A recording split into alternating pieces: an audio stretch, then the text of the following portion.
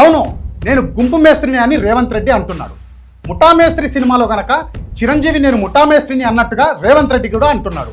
అదేదో గొప్ప కీర్తి కిరీటం లాగా ఆ పేరును చెప్పుకుంటున్నాడు. కానీ ఒక్క విషయం గమనించాలి, నేడు తెలంగాణకు కావాల్సింది గుంపు మేస్త్రి కాదు. తెలంగాణకు కావాల్సింది ఒక ఆలోచన పరుడు, ఒక విజనరీ నాయకుడు. తెలంగాణ అనేది ఒక గుంపు, తెలంగాణ అనేది ఒక ముఠా. ఆ ముఠాకు నేను మేస్త్రిని అని చెప్పుకోవడం కాదు, ఒక నాయకుడు మేస్త్రిలా కాకుండా దూరదృష్టి ఉన్న నాయకుడిలా ఉండాలి.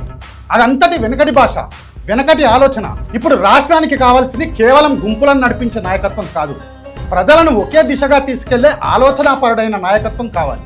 నేటి కాలంలో ముఖ్యంగా యువతతో కనెక్ట్ కావాలంటే ఒక నాయకుడు తన విజన్ను ప్రజలకు స్పష్టంగా చెప్పగలగాలి. రాష్ట్ర భవిష్యత్తు కోసం తన ప్రణాళికలు, లక్ష్యాలు, దిశ ఏంటో వివరించాలి. ఒక నాయకుడు గుంపులను నడిపేవాడిగా కాదు, రాష్ట్ర భవిష్యత్తును నిర్మించేవాడిగా గుర్తింపు పొందాలి. మేస్త్రి అనే రాజకీయ ఇమేజ్తో కాదు, స్టేట్స్మెన్గా ప్రజల గౌరవాన్ని సంపాదించాలి.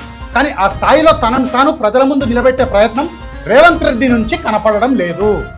ప్రజలు ఇప్పుడు నినాదాలు కాదు, విజన్ కోరుకుంటున్నారు.